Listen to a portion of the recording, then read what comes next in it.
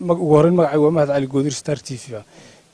dhawaan waxa Hargeysa shir ku wada shay shir gudoonka golaha wakiilada iyo xildhibaanada golaha deegaanka Burco waxay ka wada hadleen cashuuraha gobolka xaq u leeyahay inuu qaado ay sheegeen in qaar kamid ah gobolka kale lagu qaado arrinta runtii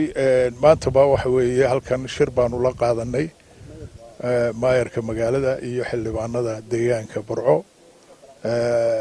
waxay ay kula hadleen gudoomiyahana way noo sheegeen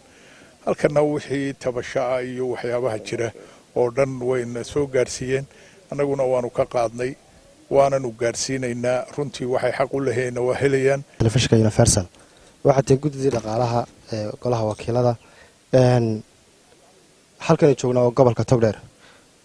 dhammaan wasaaradaha gobolka Togdheer waa dhismayaashoodu kuwa ay ka tageen dawladda Siyaad Barre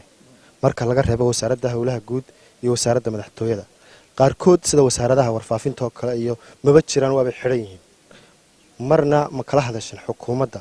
sidii loo dhisi lahaa ama dib habeen loogu sameyn lahaa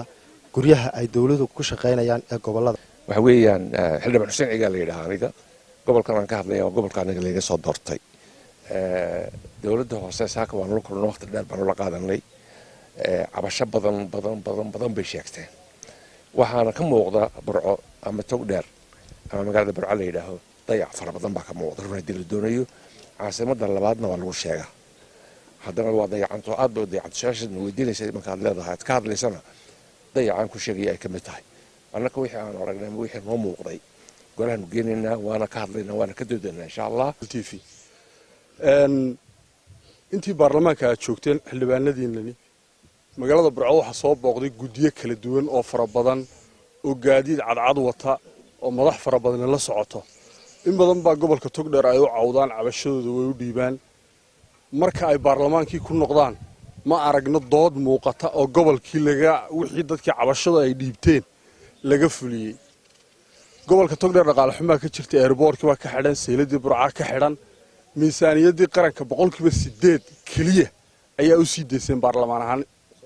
guddiyadii hore ee meeshan iman jiray gaadiidka cadcad watay maxay kaga duwan yihiin guddigan dhaqaalaha maantana soo booqday cabashadeeda qaadi jireen waxba ka qaban jiray bismillaahir rahmaanir rahiim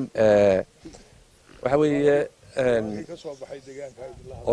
odaygan su'aashu inay weydiiyay horta anigu waa laga yaabaa toos inuu hadlayo leeyahay Burco laga soo doortay maxaa qabatay way u eg tahay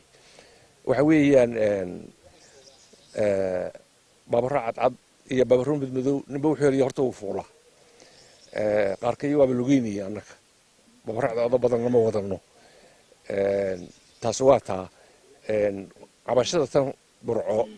horta gobolada waa wada cabanayaan run hadda doonayso laakiin tan aynu joogno Burco la yiraahdo waxa la yiraahdaa caasimadda labaad laakiin caasimadda labaad inay tahay kama muuqatay kama muuqato ana run ku sheegaya xildhibaanka Xuseen Ciise wuxuu jawaabay wariyaasha Burco marka hal su'aal baa xildhibaanka weydiinaya reer Burco xantooda ma mooga waxay yiraahdaan inta badan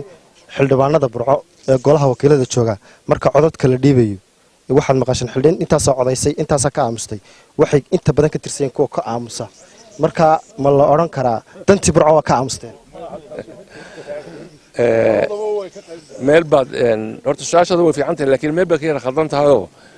codad baa ka aamusteen baad tiri laakiin codadka Burco ka aamuseen ma oran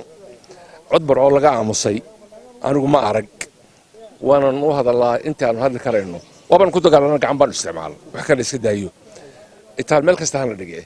marka reer Burco hadda tahay xildhibaan Burco laga soo doortay garanaysa